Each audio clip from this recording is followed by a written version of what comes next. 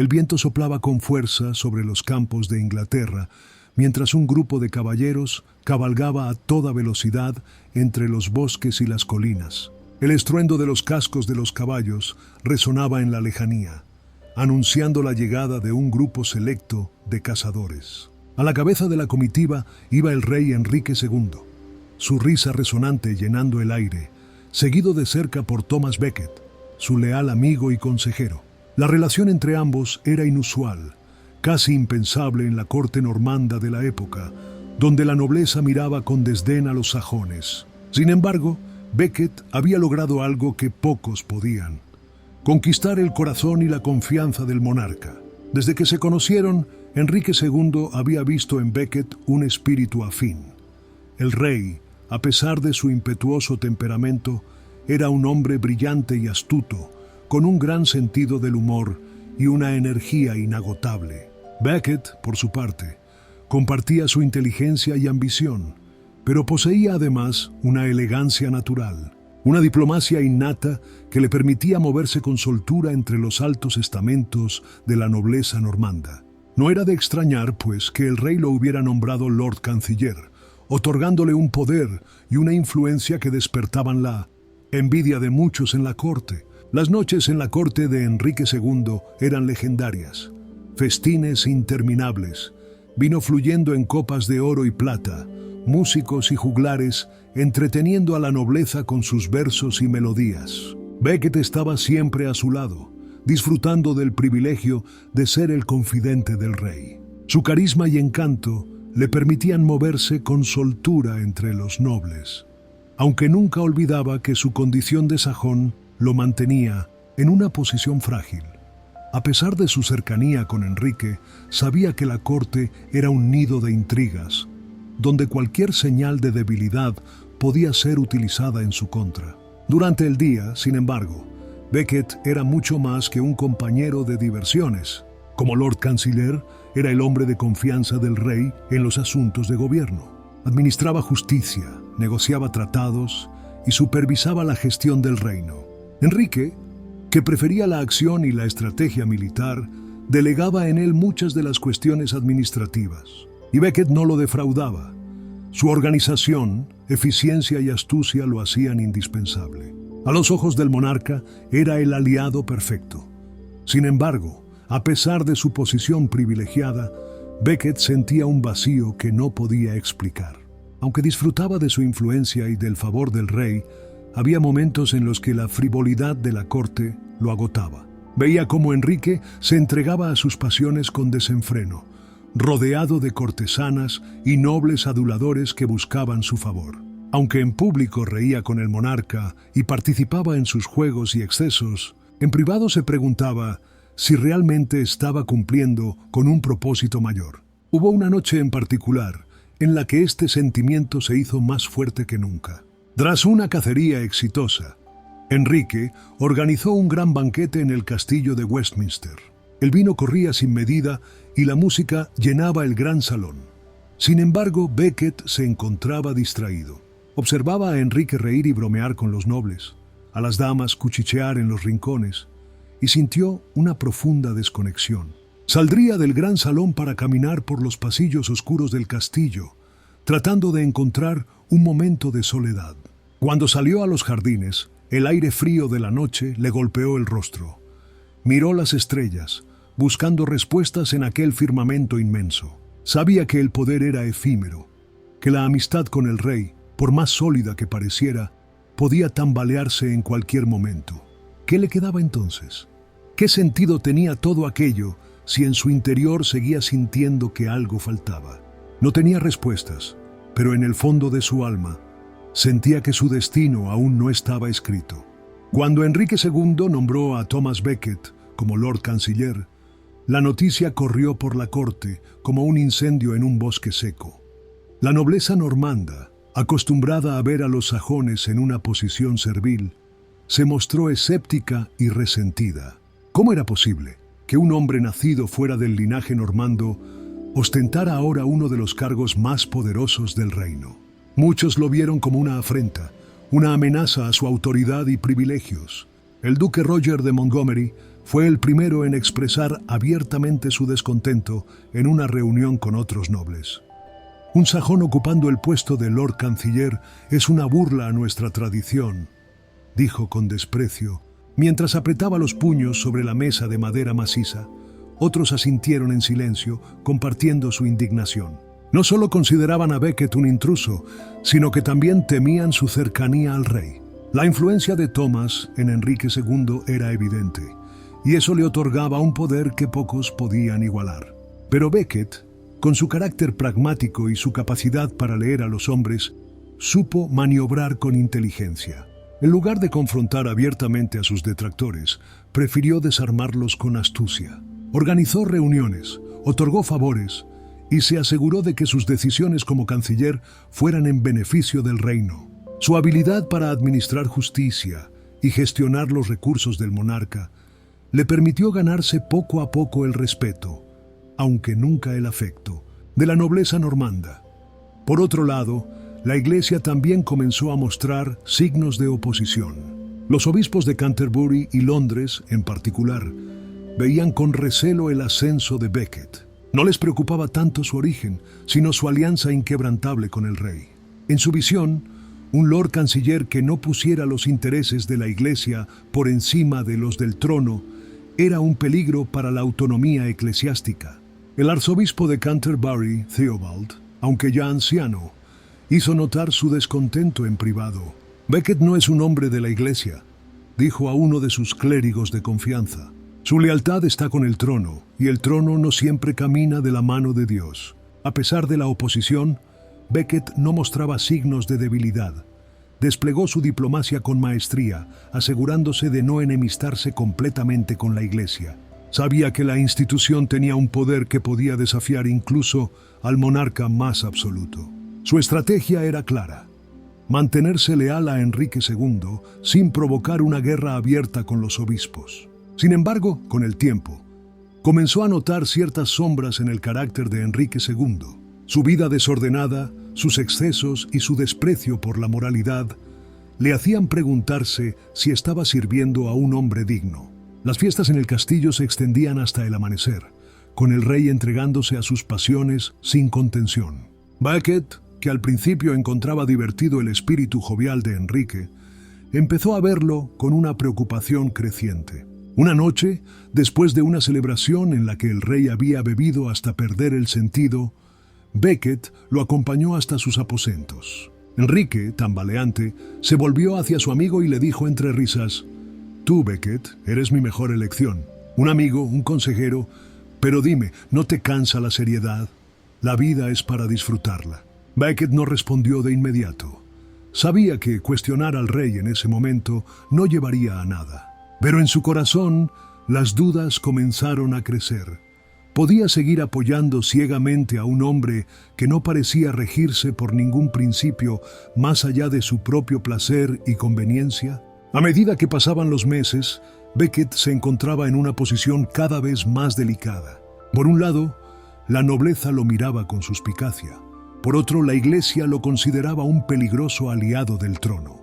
Y en el centro de todo, Enrique II, un monarca brillante pero impulsivo, cuya relación con Becket comenzaba a mostrar grietas. El destino de ambos estaba entrelazado, pero ya en ese momento Becket presentía que su camino y el del rey podrían tomar rumbos diferentes. La pregunta era cuándo y cómo ocurriría. La muerte del arzobispo de Canterbury conmocionó a la corte. Aunque había sido un hombre de avanzada edad, y su fallecimiento no era del todo inesperado. Su ausencia dejó un vacío de poder que debía ser llenado rápidamente. La Iglesia de Inglaterra necesitaba una figura fuerte, y el rey Enrique II, como siempre, vio una oportunidad donde otros veían un problema. Desde el momento en que se anunció la noticia, Enrique II ya tenía en mente la persona que ocuparía el cargo, su fiel amigo y consejero, Thomas Becket. Para el monarca, la decisión era evidente. Nadie era más leal, más capaz ni más inteligente que Becket. Si lo colocaba al frente de la Iglesia de Inglaterra, podría garantizar que los intereses del trono estuvieran siempre protegidos. Pero para Becket, la idea era absurda. Sabía que no era un hombre de iglesia, sino un hombre de Estado. Había servido al rey con lealtad inquebrantable.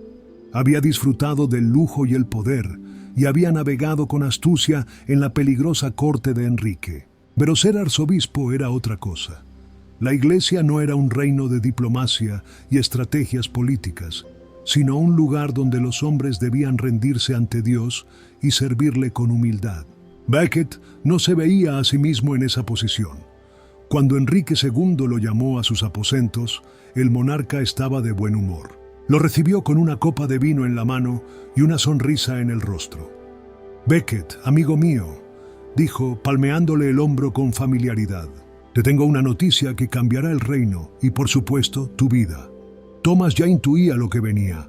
Intentó interrumpir, pero el rey levantó una mano para hacerle callar. «Serás el próximo arzobispo de Canterbury». El silencio que siguió fue sepulcral. Becket, que rara vez quedaba sin palabras, tardó unos segundos en reaccionar. Finalmente, frunció el ceño y sacudió la cabeza. «Majestad, no soy el hombre adecuado para ese cargo. Mi lugar está aquí en la corte, sirviéndote como lo he hecho hasta ahora». Pero Enrique II no aceptaba negativas con facilidad. Se inclinó hacia adelante y sonrió con ese aire de autoridad que solo un rey podía tener. «Precisamente por eso eres el hombre adecuado. Necesito a alguien en Canterbury que entienda cómo funciona el reino, alguien en quien pueda confiar. No quiero que un clérigo cualquiera tome el poder y empiece a desafiarme. Con tú en ese cargo, la iglesia y la corona serán una sola fuerza». Becket sintió un escalofrío. Sabía que el rey no le estaba pidiendo su opinión, le estaba ordenando aceptar. Pero también sabía que convertirse en arzobispo significaba algo más que simplemente asumir un nuevo título. Era un compromiso con Dios, y Thomas no estaba seguro de poder asumirlo de la manera que se esperaba. Durante las semanas siguientes, Becket intentó razonar con el rey. Intentó convencerle de que no era el candidato adecuado. Pero Enrique II era terco y no aceptó ninguna excusa. Finalmente, Becket cedió. En un gesto que marcaría su destino, aceptó la consagración como arzobispo de Canterbury. El día de la ceremonia, la catedral estaba repleta. Nobles, clérigos y ciudadanos comunes se reunieron para presenciar la investidura del nuevo líder espiritual de Inglaterra. Becket, vestido con los ornamentos eclesiásticos, se sintió ajeno a todo.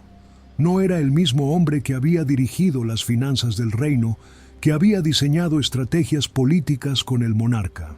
Algo en él comenzaba a cambiar. Cuando colocaron el palio sobre sus hombros y le entregaron el cáliz sagrado, Becket sintió una sensación que no podía explicar. No era miedo, no era resignación. Era una certeza silenciosa de que su vida había tomado un rumbo que nunca habría imaginado. Mientras la multitud vitoreaba su nombre, Becket alzó la vista y por primera vez en muchos años se preguntó si el destino lo había guiado hasta ese momento por una razón más grande que la simple voluntad del rey. Esa noche, en la soledad de su nueva morada como arzobispo, miró su reflejo en un espejo de bronce.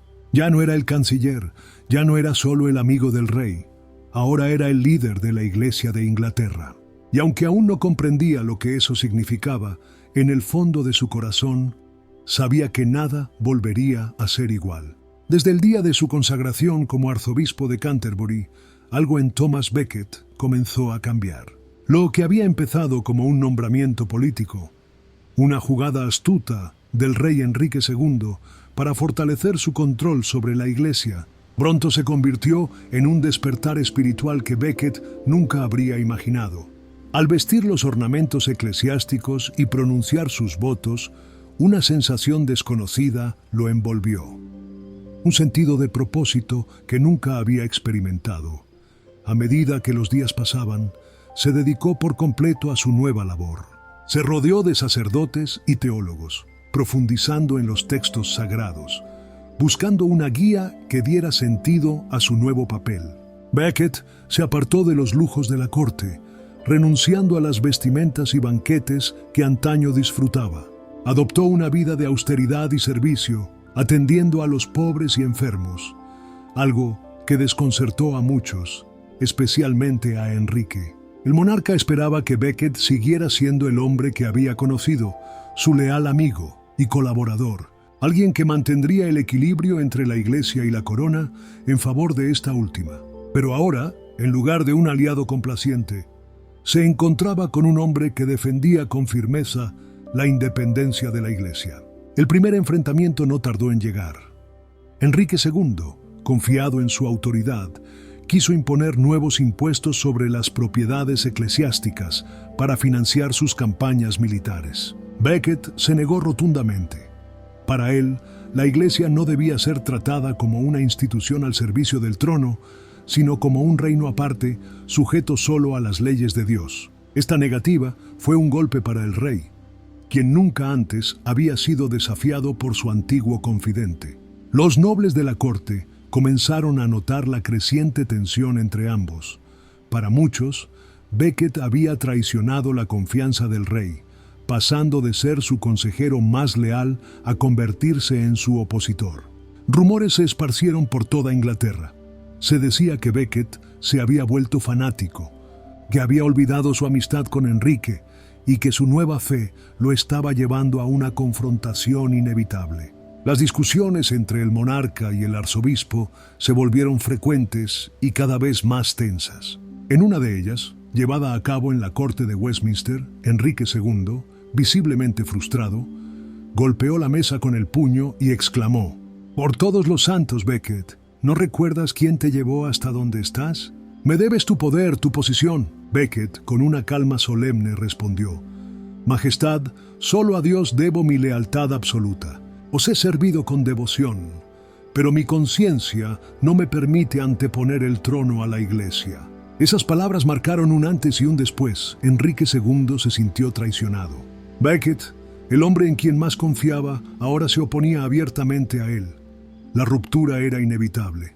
La tensión alcanzó su punto culminante cuando Enrique II intentó implementar las Constituciones de Clarendon, una serie de decretos que buscaban someter a la Iglesia bajo el control del monarca. Becket, firme en su nueva vocación, se negó a firmarlas. Para el rey, este acto de desobediencia fue la confirmación de que había perdido a su amigo para siempre. Las represalias no tardaron en llegar. Becket fue acusado de traición, sus bienes fueron confiscados y se vio obligado a huir a Francia, donde encontró refugio en la corte del rey Luis VII. Durante su exilio, continuó defendiendo la causa de la Iglesia, escribiendo cartas a Roma y buscando apoyo para enfrentar la creciente hostilidad de Enrique II. Pero ni la distancia ni el tiempo calmaron la ira del monarca. Enrique II no podía tolerar la idea de que su antiguo aliado se hubiera convertido en su más férreo opositor. La confrontación entre la corona y la Iglesia había dejado de ser una disputa política. Se había convertido en una lucha personal, un conflicto entre dos hombres que una vez fueron como hermanos. Mientras tanto, Becket sabía que su destino estaba sellado.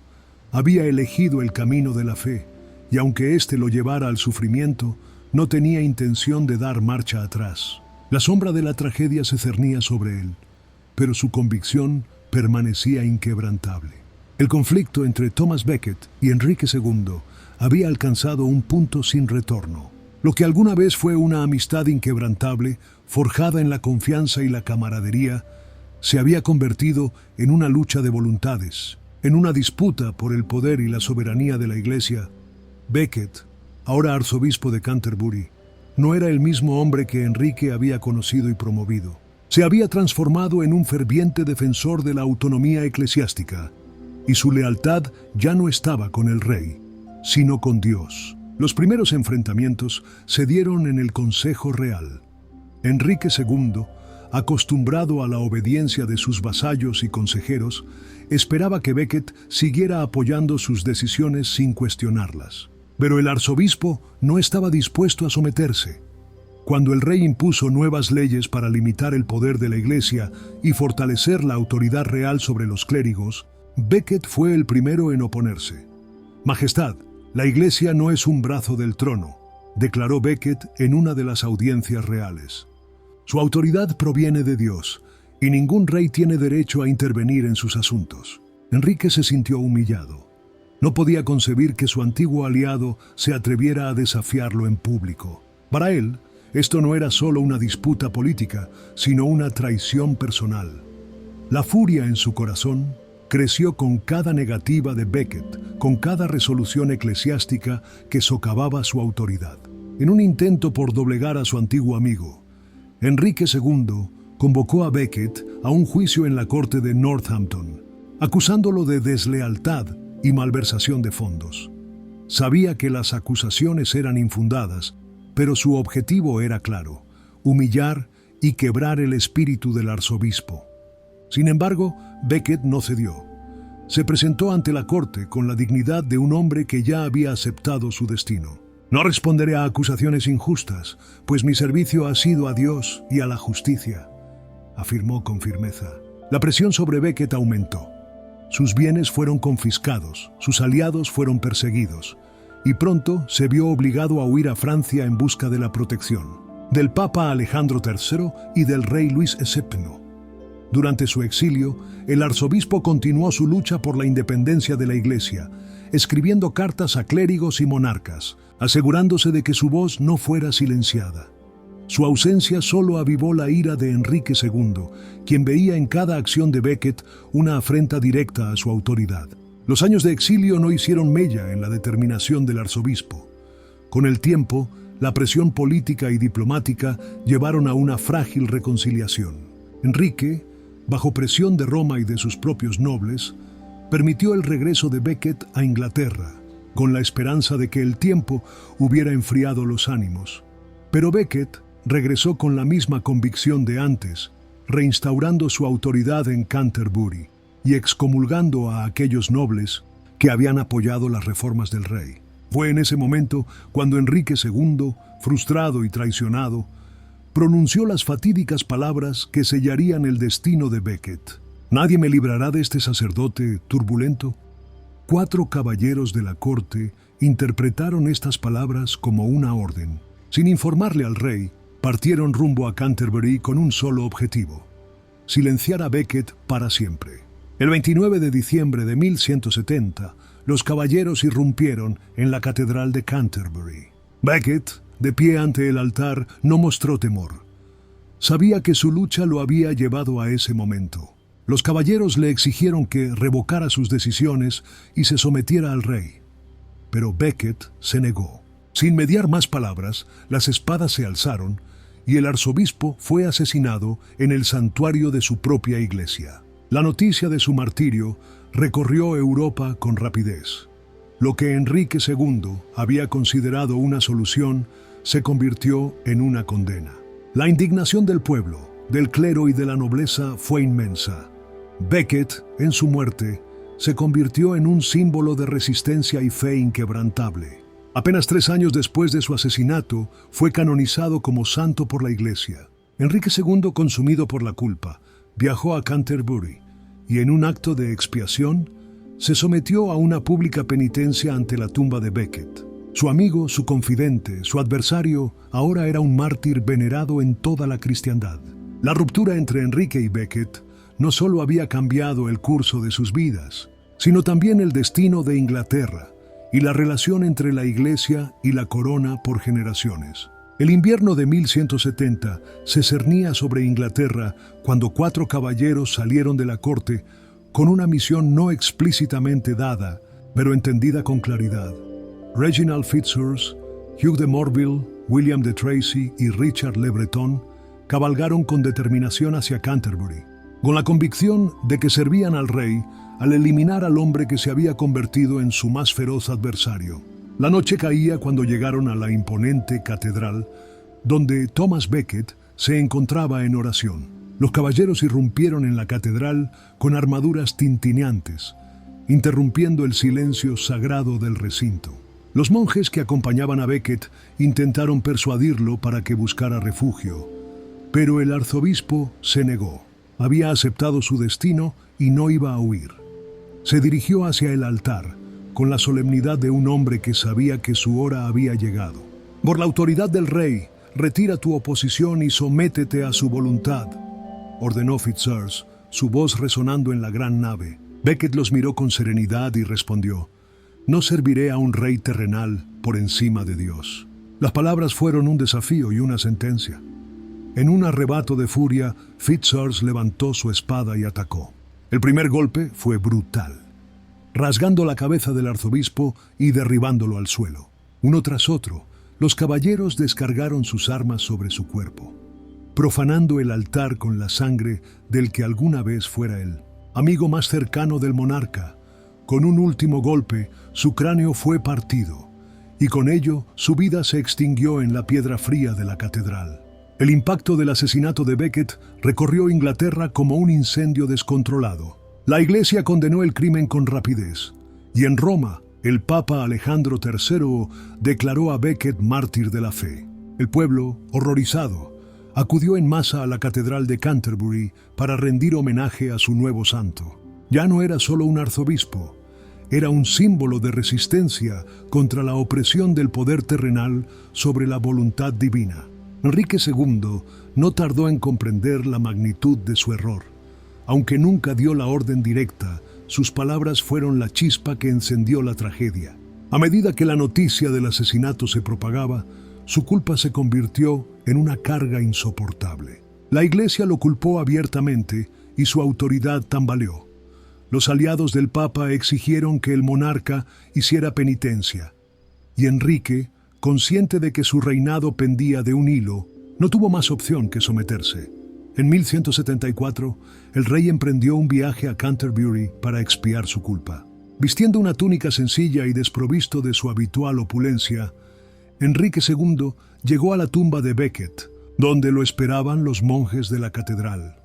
En un acto de humillación pública, el rey se arrodilló ante la tumba de su antiguo amigo y enemigo y permitió que los monjes lo azotaran como penitencia. Los latigazos no solo marcaron su piel, sino también su alma.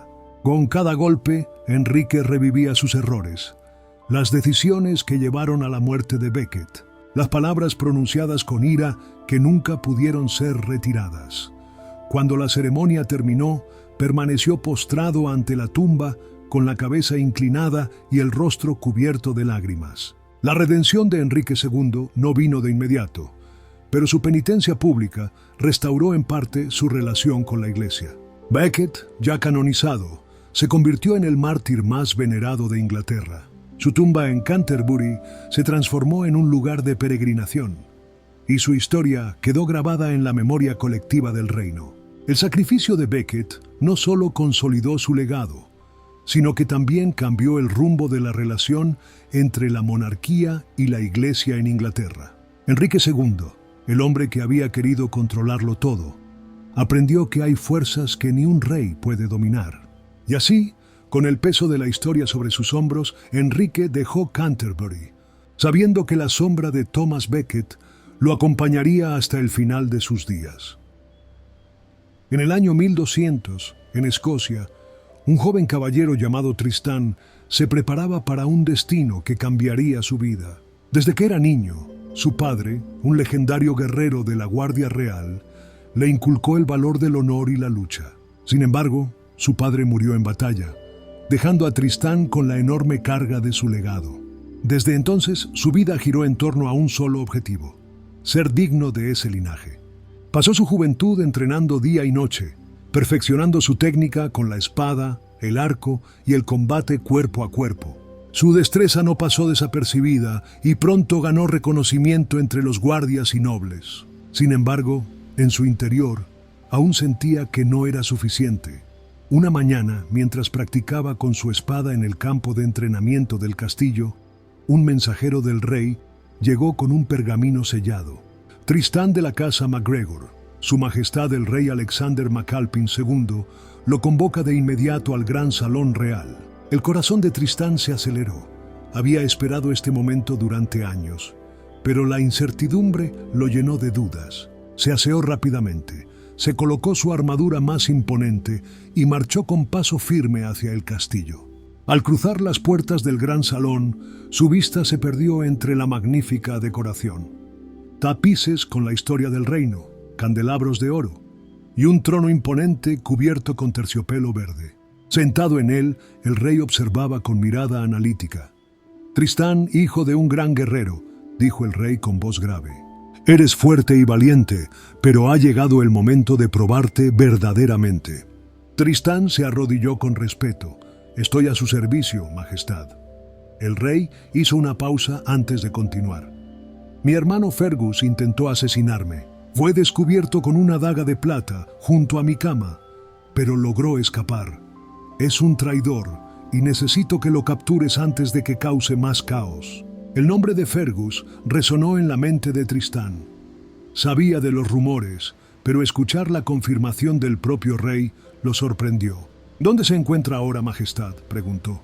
Huyó al norte. Tienes 5 días para traerlo, vivo o muerto. Si fracasas, habrá consecuencias.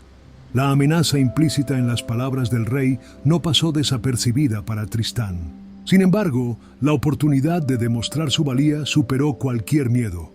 No le fallaré, Majestad, aseguró inclinando la cabeza. Con la orden dada, se dispuso a partir al amanecer.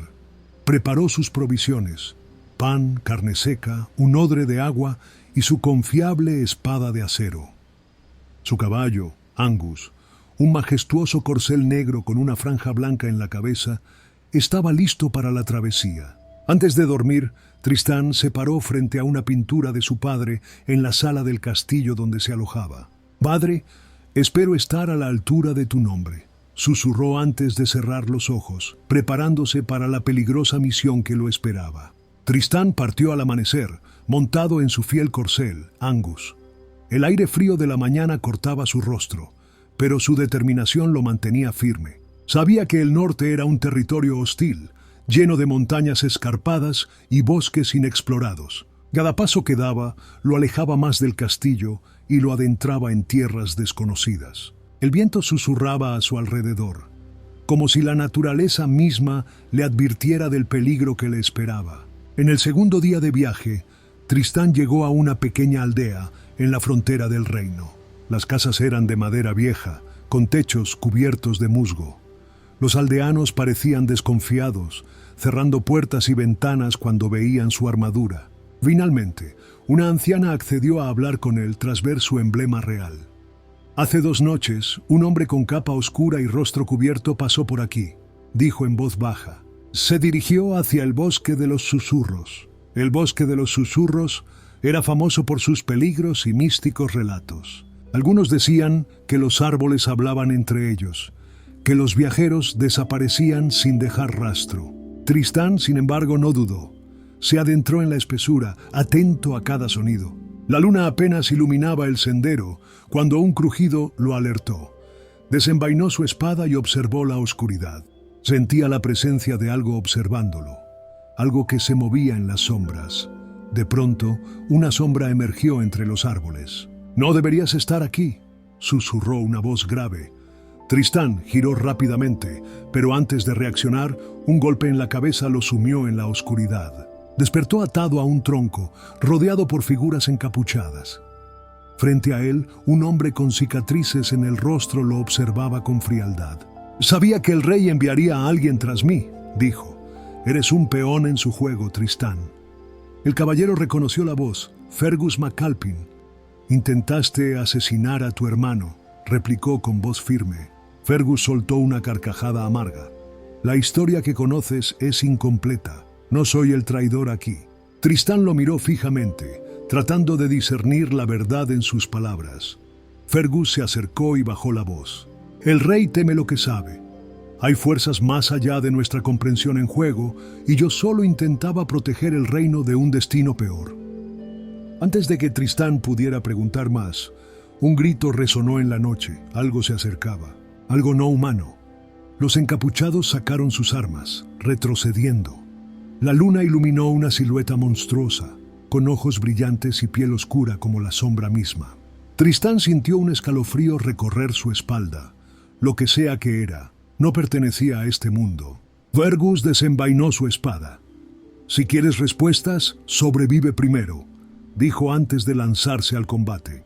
Tristán, aún atado, observó la batalla con el corazón latiendo con fuerza. Si quería saber la verdad, tenía que salir de allí con vida. Tristán forcejeó contra sus ataduras, su mente nublada por la incertidumbre.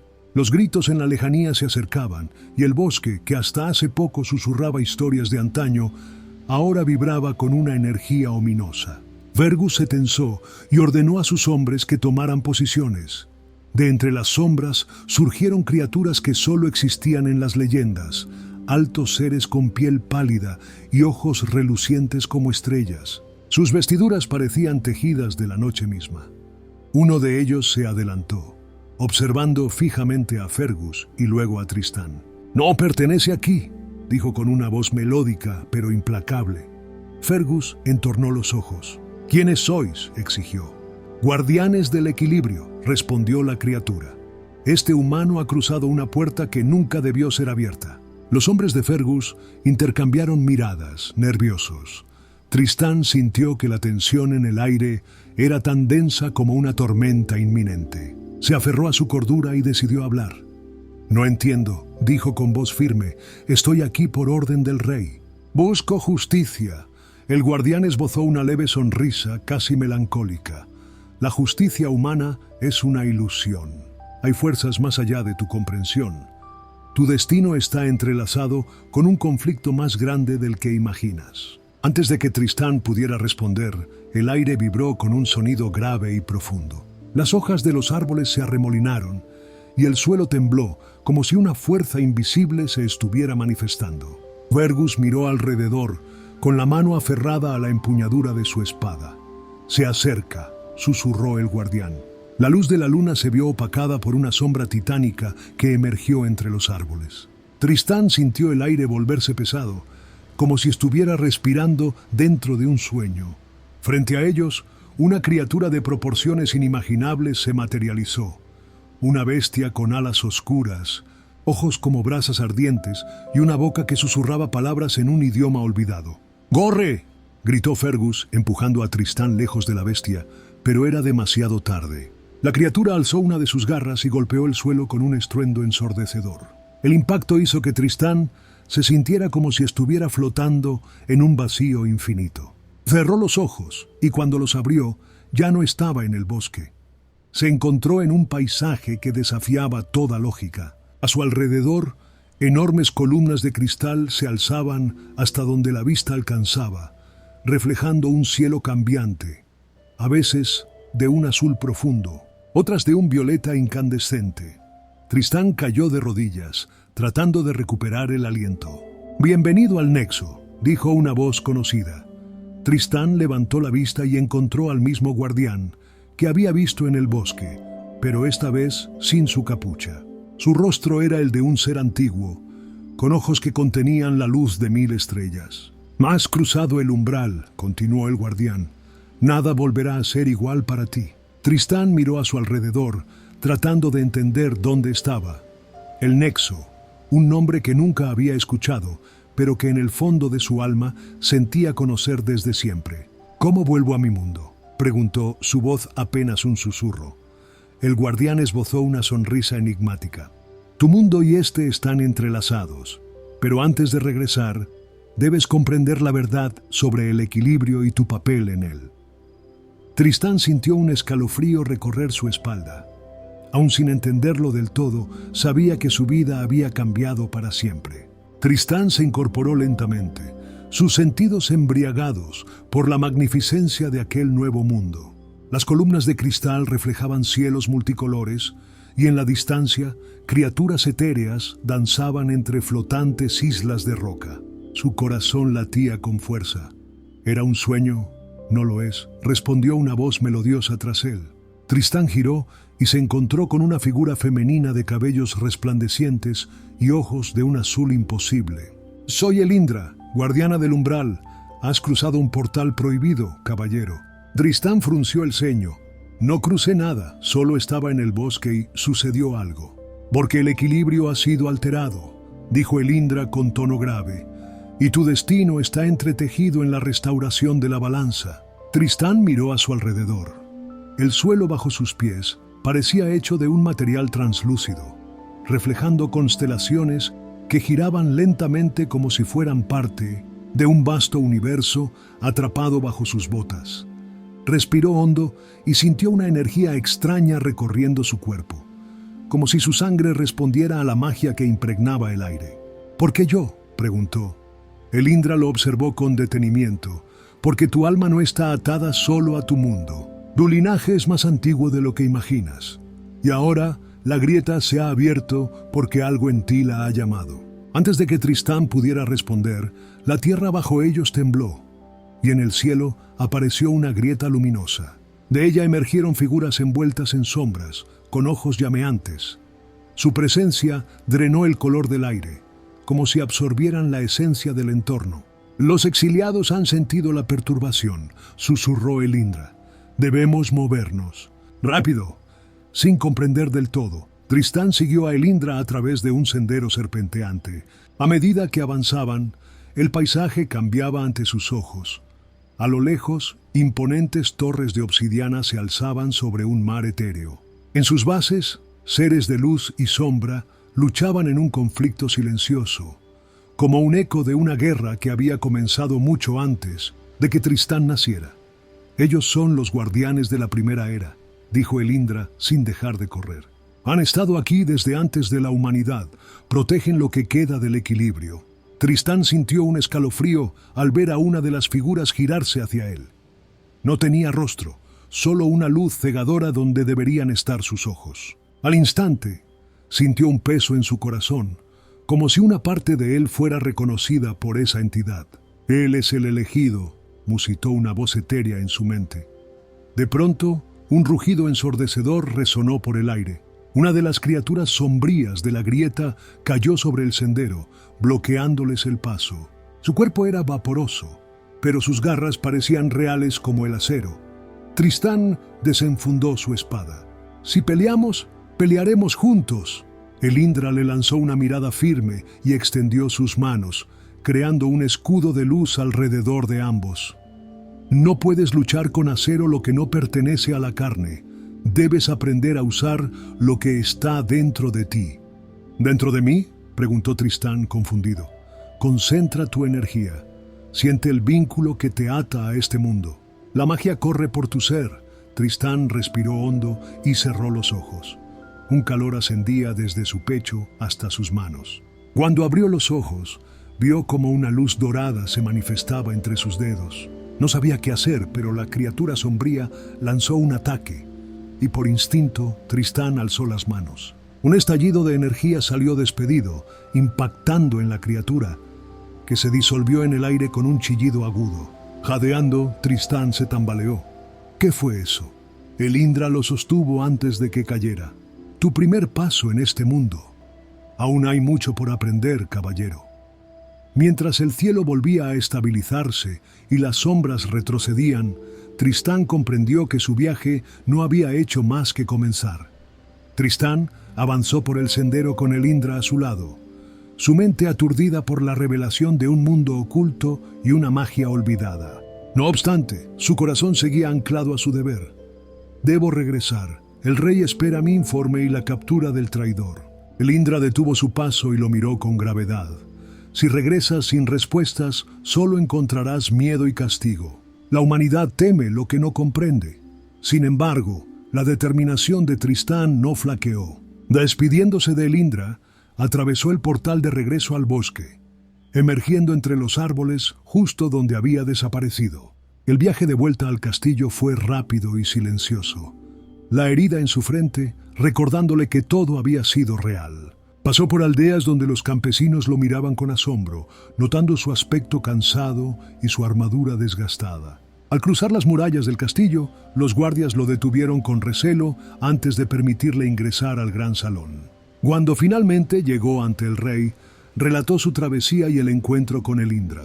Explicó cómo la magia era real, cómo la historia de su reino estaba conectada con ese mundo oculto y cómo Fergus había escapado antes de que pudiera capturarlo.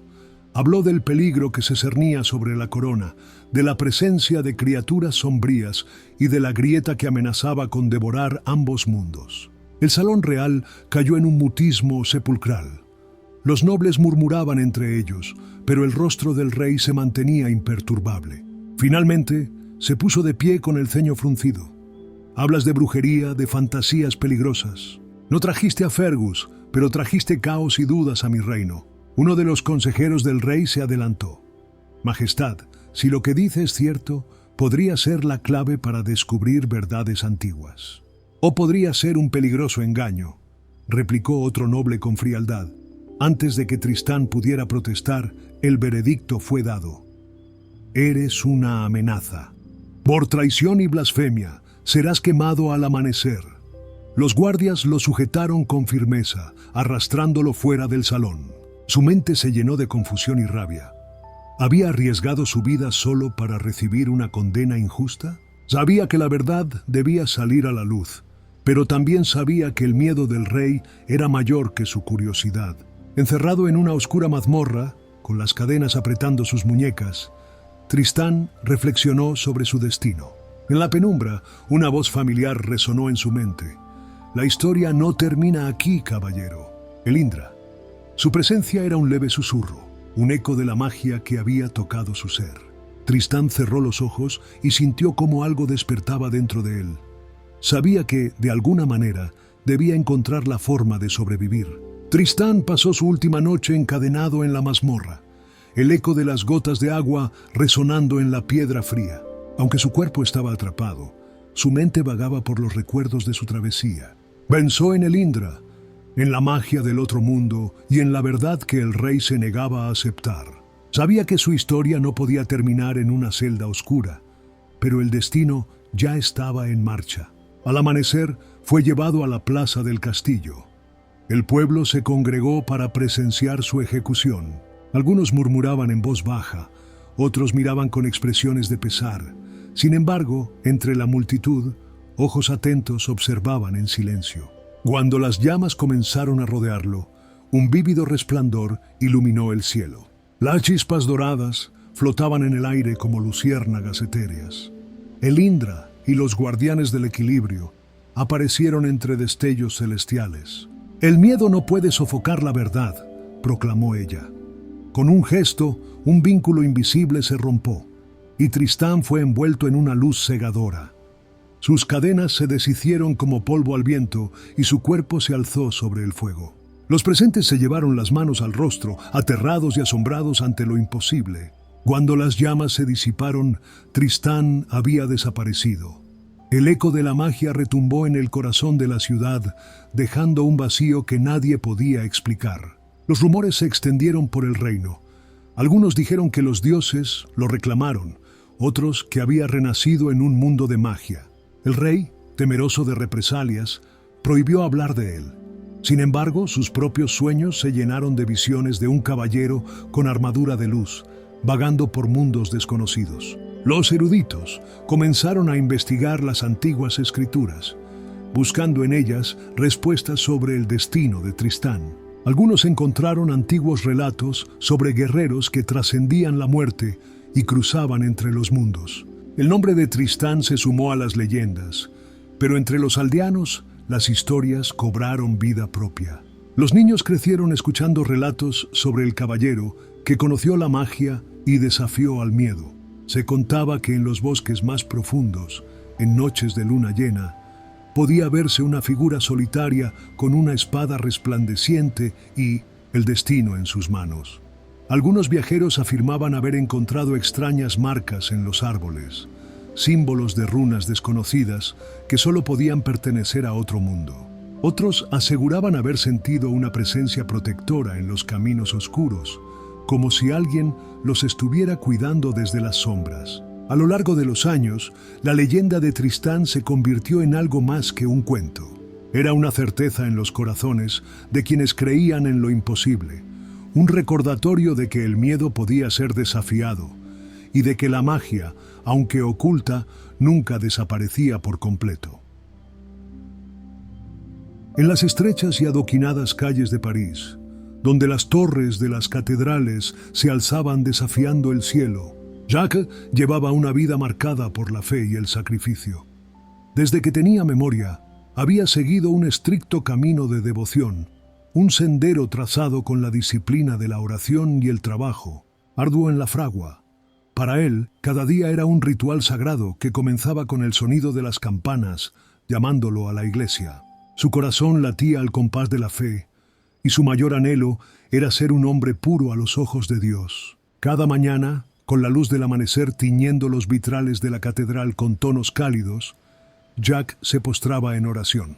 Se arrodillaba en las frías losas de piedra, con la cabeza gacha y las manos juntas en un gesto de humildad. Rezaba con fervor, buscando expiar cualquier pecado que pudiera haber cometido, por más pequeño que fuera. Era un hombre temeroso de Dios, dedicado a la penitencia y la contemplación. Después de la misa, acudía a su taller de herrería, donde su martillo resonaba acompasado con su fervor religioso. Cada golpe contra el metal ardiente era un eco de su fe, una expresión física de su devoción. En su mente, forjar el hierro era una manera de purificar su alma, de fortalecer su espíritu como el fuego templaba el acero. Pasaba largas horas en la fragua, con el rostro cubierto de hollín y las manos callosas, pero con el corazón en paz. Las noches las dedicaba a los estudios bíblicos. En las pequeñas reuniones organizadas por monjes estudiosos, Jack escuchaba con atención las interpretaciones de las Sagradas Escrituras, que eran traducidas del latín al francés. Cada palabra se grababa en su mente como un mandamiento inquebrantable. Ayunaba regularmente y realizaba constantes actos de devoción, convencido de que así se acercaba más al perdón divino. Sin embargo, la tentación es un veneno que se infiltra en el alma incluso de los más devotos. Y esa noche fatídica, cuando el velo de la oscuridad cubrió la ciudad y las sombras de las farolas parpadeaban sobre los adoquines, Jack se encontró con aquello que pondría a prueba su fe como nunca antes. Caminaba de regreso a su modesta morada cuando una figura emergió de entre las sombras. Era una mujer de porte elegante, con una mirada intensa y una sonrisa que destilaba un aire de misterio y provocación. Sus ropajes, aunque sencillos, dejaban entrever una esencia de profanidad que Jack no pudo ignorar, y en un instante todo cambió. El roce de su mirada con la de ella fue suficiente para encender una chispa de deseo, una llama que Jack no supo cómo extinguir. Por un momento sintió que la tierra temblaba bajo sus pies, que el aire se volvió denso y que su cuerpo, antes firme y disciplinado, se estremecía con un impulso desconocido. Vio el contorno de su tobillo al moverse bajo la tenue luz de la luna, y una avalancha de pensamientos impuros lo invadió. Su mente luchó contra su carne. Recordó las palabras de los monjes, las escrituras sagradas que advertían sobre los peligros de la lujuria y el pecado. Pero su cuerpo hablaba otro idioma, uno que no entendía de restricciones ni de dogmas. En un instante de debilidad, en un suspiro de anhelo reprimido, Jack se perdió en el pecado. Fue como si su alma se deslizara por un abismo, arrastrada por una corriente imposible de resistir. Pero la embriaguez del momento duró poco. Apenas la realidad lo golpeó. El remordimiento se instaló en su corazón con una fuerza devastadora. Su pecho se encogía con la certeza de lo que acababa de hacer.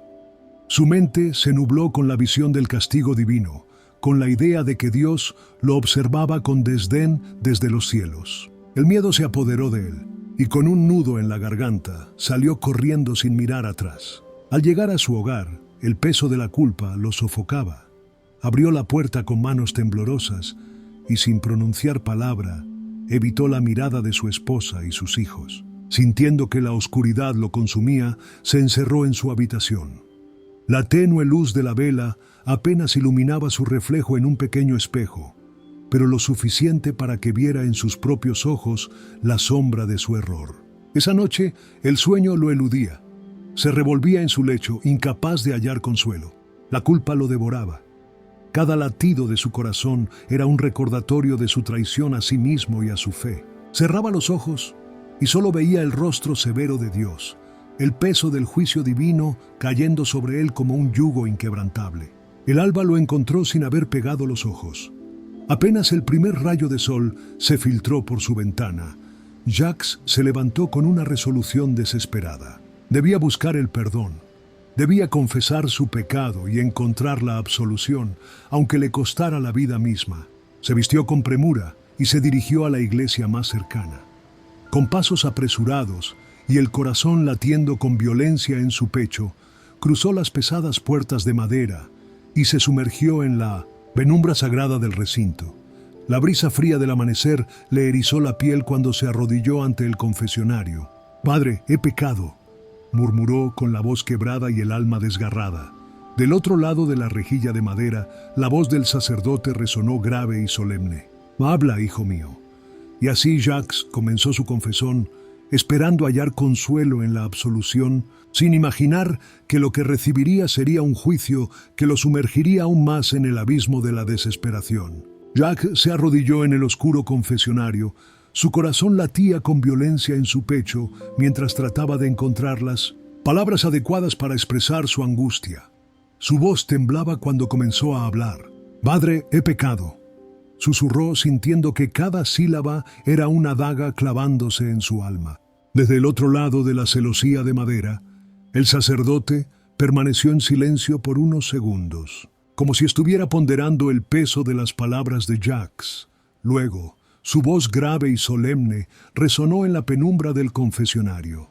«Habla, hijo mío, Dios escucha y juzga con misericordia», respondía el sacerdote con un tono que no tranquilizaba a Jacques. Tomó aire profundamente antes de relatar su caída en la tentación. Con cada palabra su vergüenza creció, sintiendo el peso de su propia traición y la distancia que ahora lo separaba de la pureza a la que tanto se había aferrado. Cuando terminó de hablar, hubo un prolongado silencio. El sacerdote no ofreció palabras de consuelo, ni un alivio inmediato. En cambio, su tono se tornó severo.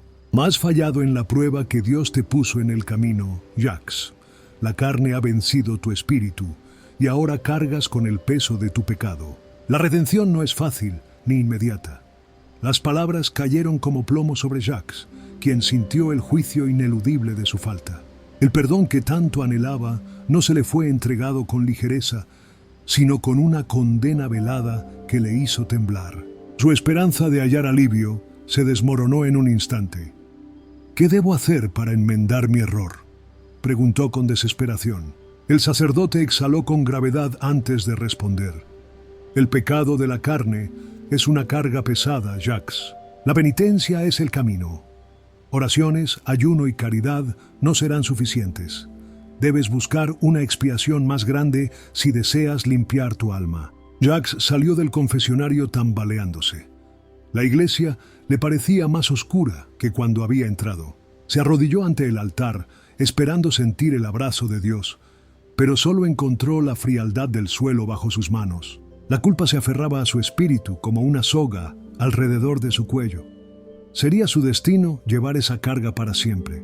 El perdón de Dios, que alguna vez creyó accesible, se había convertido en un ideal distante, casi inalcanzable. Salió de la iglesia con la vista fija en el suelo, temeroso de cruzar miradas con cualquiera que pudiera percibir la tormenta que rugía en su interior. Sus pasos lo llevaron de regreso a su hogar, pero su mente estaba en otro lugar. Cuando cruzó el umbral de su casa, el aroma a pan recién horneado y el crepitar del fuego en la chimenea no lograron reconfortarlo. Su esposa lo miró con preocupación. «Jacques, ¿te encuentras bien? Pareces enfermo». Él evitó su mirada. «Solo estoy cansado», mintió. Esa noche se revolvió en su lecho sin poder conciliar el sueño. La culpa lo consumía, y la idea de que su penitencia no sería suficiente lo atormentaba. Sabía que debía hacer algo más, algo que demostrara su arrepentimiento de manera incuestionable. Al amanecer, tomó una decisión que cambiaría su vida para siempre. Emprendería un peregrinaje en busca de la verdadera redención. El amanecer trajo consigo una resolución inquebrantable en el corazón de Jacques. Sabía que el perdón no llegaría con simples rezos y penitencias menores. Sentía que debía ofrecer algo más grande, algo que realmente demostrara su devoción y su deseo de limpiar su alma. Fue entonces cuando tomó la decisión que definiría su destino: peregrinar hasta Santiago de Compostela. El camino de Santiago era conocido por su dureza y su recompensa espiritual. Miles de pecadores y devotos habían recorrido sus senderos en busca de absolución.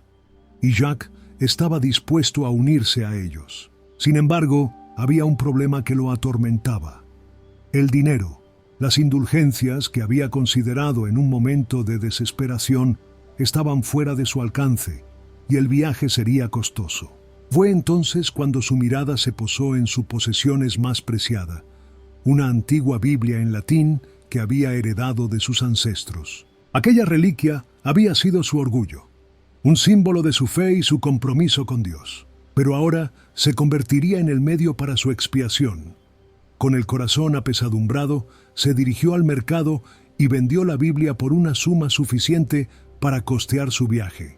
Aunque la transacción le doliera en el alma, Jacques no permitió que su determinación flaqueara. Se despidió de su esposa y sus hijos con palabras de esperanza, asegurándoles que regresaría como un hombre limpio ante los ojos de Dios. La primera jornada de su viaje estuvo llena de incertidumbre. A medida que abandonaba la seguridad de su hogar y se adentraba en el desconocido camino, las dudas comenzaron a asaltarlo. ¿Realmente estaba tomando la decisión correcta? ¿Sería este viaje suficiente para redimir su alma? Pero cada vez que la incertidumbre intentaba apoderarse de él, recordaba el peso de su culpa y encontraba la fuerza para seguir adelante. El camino de Santiago era implacable. Durante los primeros días, Jacques enfrentó lluvias torrenciales, caminos empedrados y la fatiga de largas jornadas a pie. Los pies le dolían y sus ropas estaban empapadas, pero su corazón se mantenía firme en su propósito. En las posadas y refugios conocía a otros peregrinos, cada uno con su propia historia de penitencia y redención. Compartían pan, vino y relatos de sus vidas, encontrando consuelo en la comunión del sufrimiento compartido. Las noches en el camino eran frías y solitarias. Cuando se acurrucaba bajo el cobijo de un albergue improvisado, su mente se llenaba de pensamientos inquietantes. Su pecado seguía persiguiéndolo, una sombra que se negaba a abandonarlo. Se preguntaba si algún día podría librarse realmente del peso que cargaba. A medida que los días pasaban, su cuerpo se debilitaba, pero su espíritu se fortalecía. Cada paso en el camino era una oración, cada kilómetro recorrido un acto de sacrificio. Aprendió a desprenderse de las comodidades, a encontrar alegría en la simplicidad y a valorar el silencio como una oportunidad para la reflexión. Su fe se convertía en su único sustento, su esperanza en su único refugio, pero el viaje también le trajo pruebas aún más duras. Una noche, mientras descansaba en un pequeño monasterio a lo largo del camino, se encontró con un anciano monje que le habló con palabras enigmáticas. «La culpa es un fuego que consume el alma, hijo mío», le dijo el monje con voz serena, «pero el fuego no puede arder para siempre. Debes aprender a dejarlo extinguirse por sí mismo». Jacques reflexionó sobre estas palabras mientras continuaba su viaje. ¿Era posible que su propio tormento fuera un castigo autoimpuesto? ¿Podría encontrar la paz sin castigarse continuamente? Finalmente, después de semanas de sufrimiento, llegó al horizonte donde se alzaba la majestuosa Catedral de Santiago de Compostela. Sus piernas temblaban, sus ropas estaban desgastadas y su cuerpo se hallaba exhausto, pero su corazón latía con fuerza. Al ver la silueta de la catedral recortada contra el cielo, sus ojos se llenaron de lágrimas. Se arrodilló ante la entrada, permitiendo que el peso de su viaje lo embargara. Con pasos temblorosos ingresó en la catedral, sintiendo la inmensidad del lugar envolverlo. El incienso flotaba en el aire, las velas parpadeaban en la penumbra y los murmullos de los peregrinos creaban un eco casi celestial. Jacques se acercó al altar, cayendo de rodillas, con las manos entrelazadas en oración. Todo su viaje, todo su sufrimiento, lo había llevado a ese momento. En su corazón, rogó por el perdón, por la paz, por la certeza de que Dios lo había escuchado.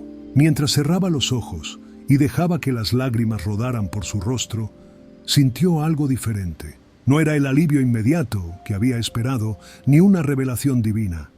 Era algo más sutil, más profundo, una sensación de ligereza, como si por primera vez en mucho tiempo su alma hubiera encontrado un destello de tranquilidad. Pero su viaje aún no había terminado. Debía regresar a su hogar, enfrentar la vida que había dejado atrás y decidir cómo vivir con el conocimiento de lo que había aprendido. Y en ese momento, con la luz de la catedral iluminando su rostro, supo que el camino hacia la verdadera redención apenas comenzaba. El aire fresco de la mañana acariciaba el rostro de Jacques mientras se alejaba de la majestuosa catedral de Santiago de Compostela. Sus pasos, aunque cansados, se sentían más ligeros que en el camino de ida. Había llegado buscando redención, y si bien no encontraba la paz absoluta, había logrado algo importante: enfrentar su culpa y su humanidad. Pero ahora comenzaba una nueva travesía, una que lo llevaría de vuelta a París, a su hogar, a su familia y a la incertidumbre de lo que encontraría al regresar. Las primeras jornadas de regreso fueron tranquilas. El cuerpo de Jacques, ahora acostumbrado a la fatiga, soportaba mejor la travesía. Cada noche encontraba refugio en monasterios o posadas, donde compartía historias con otros peregrinos que también emprendían su regreso. Algunos hablaban de milagros, de revelaciones divinas, de transformaciones profundas en sus almas. Jacques escuchaba en silencio, preguntándose si su propia experiencia había sido tan trascendental como las que describían. Sin embargo, a medida que se acercaba a su ciudad natal, la sombra de la incertidumbre comenzó a acecharlo. ¿Cómo lo recibiría su esposa? ¿Sería capaz de mirar a sus hijos sin sentir la carga de su traición? A pesar de su viaje, a pesar del sacrificio, el temor de que su culpa nunca desapareciera seguía acechándolo como una bestia, hambrienta en la oscuridad. El atardecer tiñó de tonos dorados y carmesíes los cielos cuando finalmente divisó las imponentes murallas de París. La vista de su ciudad natal le provocó una mezcla de alivio y angustia. Se detuvo un momento, contemplando desde la distancia la silueta de las torres de Notre Dame como guardianas silenciosas de su destino. Respiró profundo y cruzó las puertas de la ciudad. El bullicio de las calles lo recibió con la familiaridad de los viejos tiempos. Comerciantes pregonaban sus productos. Niños correteaban entre los puestos y el repique de las campanas resonaba en el aire. Pero Jacques no se sintió parte de todo ello. Era como si, después de su viaje, se hubiera convertido en un extraño en su propia tierra. Cuando llegó a su hogar, se detuvo frente a la puerta por un instante. Su corazón golpeaba su pecho con fuerza. Finalmente, reunió valor y empujó la madera con manos temblorosas. Su esposa, Marie, lo vio entrar con una expresión de sorpresa y alivio. Sus hijos, al notar su presencia, corrieron a abrazarlo. Por un momento Jacques sintió un calor reconfortante, una sensación de pertenencia que había temido perder. Pero cuando sus ojos se encontraron con los de Marie, notó la sombra de la duda en su mirada. «¿Más vuelto?», dijo ella en voz baja. Jacques asintió. No podía hablar. El peso de todo lo que había vivido se agolpaba en su garganta. Los días siguientes fueron extraños. Aunque su familia lo había recibido con alegría, algo en Jacques había cambiado. La rutina de su hogar, antes tan familiar, ahora se sentía ajena. Su fragua, su lugar de trabajo y meditación no le ofrecía el consuelo de antes. Las oraciones en la iglesia ya no parecían aliviar su alma del mismo modo. La noche era su peor enemiga. Se revolvía en su lecho, incapaz de encontrar el descanso. La imagen de aquella mujer en la calle, la tentación que lo había llevado por el sendero de la culpa, aún aparecía en su mente. Pero lo que más lo atormentaba era la sensación de que, a pesar de todo su sacrificio, no había logrado liberarse completamente de su pecado. Fue entonces cuando comenzó a notar algo extraño. Al caminar por las calles de París, sentía miradas sobre él. Voces en susurros parecían seguirlo. Al girar, nunca había nadie observándolo directamente, pero la sensación de ser vigilado no lo abandonaba. Una noche, incapaz de dormir, decidió salir a caminar. Sus pasos lo llevaron hasta la iglesia, donde solía confesar sus pecados. Se arrodilló ante el altar, esperando sentir la presencia de Dios, pero el silencio de la catedral le pareció sobrecogedor, casi amenazante. Al levantarse, notó una figura envuelta en sombras junto a la entrada. La figura no se movía, pero Jack sintió un escalofrío recorrer su espalda. Avanzó con cautela, tratando de discernir quién estaba allí. Cuando la luz de una vela cercana iluminó el rostro de la figura, su corazón se detuvo por un instante. Era el sacerdote con quien se había confesado antes de su viaje. «Jacques», dijo el hombre con voz grave, «has vuelto, pero ¿has sido realmente perdonado?» El tono del sacerdote no tenía la calidez de quien ofrece consuelo. Era inquisitivo, casi acusador. Jacques sintió un nudo en la garganta. «He hecho lo que debía hacer», respondió con voz tensa. El sacerdote inclinó la cabeza observándolo con ojos impenetrables. «Entonces, dime, ¿por qué sigues sintiendo la culpa en tu corazón?» Jacques no pudo responder. La sombra de su pecado, de su debilidad, seguía aferrada a él como una maldición. Y en ese momento, en la penumbra de la iglesia, comenzó a entender que su viaje aún no había terminado. Jacques salió de la iglesia con el corazón palpitante. El encuentro con el sacerdote lo había dejado con una sensación inquietante, como si, a pesar de todo su esfuerzo, la culpa siguiera persiguiéndolo. Caminó lentamente por las calles empedradas de París, sintiendo el peso del juicio no solo del sacerdote, sino también de su propia conciencia. Las miradas furtivas que sentía a su alrededor se intensificaban.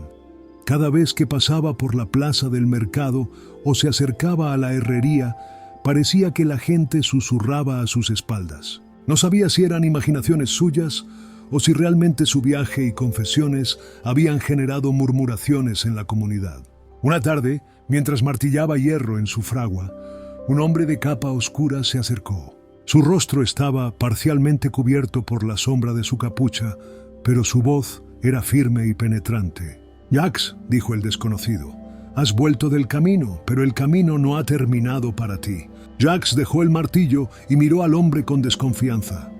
«¿Quién eres?», preguntó con cautela. El desconocido sonrió apenas. «Alguien que conoce lo que hiciste antes de partir. Alguien que sabe que la culpa no se lava con peregrinaciones, sino con actos de verdadera redención». El herrero sintió un escalofrío recorrer su espalda. ¿Cómo podía este hombre conocer su secreto?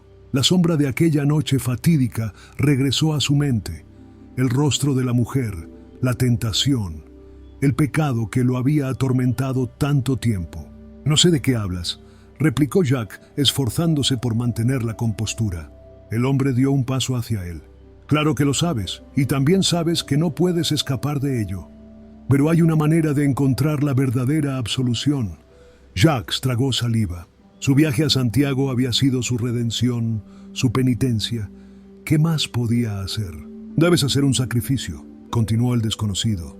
«Un acto que demuestre a Dios y al mundo que has cambiado». La palabra sacrificio se clavó en la mente de Jacques. ¿Acaso no había dado ya suficiente? ¿Qué más podía ofrecer? Sus pensamientos se volvieron un torbellino de dudas y miedos. «Piensa en ello, Jacques», dijo el hombre antes de marcharse. «No eres el mismo que partió, pero tampoco eres el hombre puro que deseas ser». Esa noche, Jacques no pudo dormir. Cada sombra en su habitación parecía esconder la figura del desconocido. Cada crujido de la madera sonaba como un juicio mudo sobre su conciencia. La fe que antes le había dado fuerzas, ahora se tambaleaba ante el peso de su propio pasado. Días después, al salir de su casa, encontró una nota clavada en la puerta con un cuchillo. El mensaje era breve. «El pecado no se oculta en la oscuridad.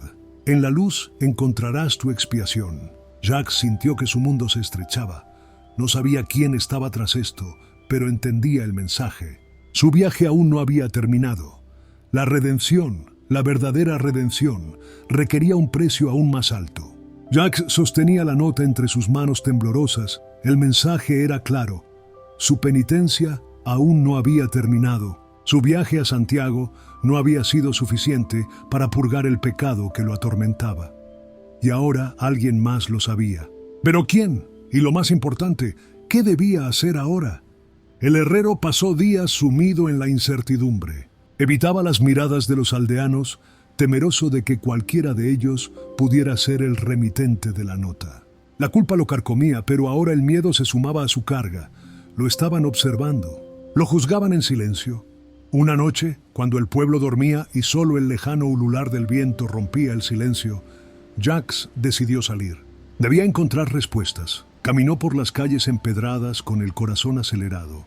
A cada sombra que cruzaba, su mente evocaba recuerdos de su pecado, de su viaje, de la misteriosa figura que le había hablado en la fragua. Al llegar a la iglesia, empujó la pesada puerta de madera. Dentro, la penumbra era interrumpida solo por las tenues luces de las velas parpadeantes. Avanzó lentamente por el pasillo central hasta llegar al altar. Se arrodilló con la respiración agitada y el alma en vilo. «Dios, dime qué debo hacer», susurró con la voz quebrada. Un ruido a sus espaldas lo hizo sobresaltarse. Giró bruscamente y en la penumbra distinguió la silueta de una figura vestida de negro. Su rostro permanecía oculto bajo la sombra de una capucha. «Has venido, Jacques», dijo la voz grave y pausada. «¿O quién eres?», preguntó tratando de contener el temblor en su voz. La figura avanzó un paso y la luz reveló el rostro del sacerdote con el que se había confesado antes de partir a Santiago. «Eres un hombre marcado», continuó el clérigo. «No puedes huir de lo que has hecho, pero aún puedes redimirte». Jacques sintió que su pecho se oprimía. «¿Cómo?», preguntó con desesperación. El sacerdote sacó un pequeño libro de entre sus ropajes y se lo tendió. Era un códice antiguo, con inscripciones en latín y una cruz desgastada en la portada. «En este libro hallarás la verdad sobre el pecado y la expiación», explicó. «Hay una última prueba que debes superar, un sacrificio final que demostrará tu arrepentimiento». Jacques tomó el libro con manos temblorosas.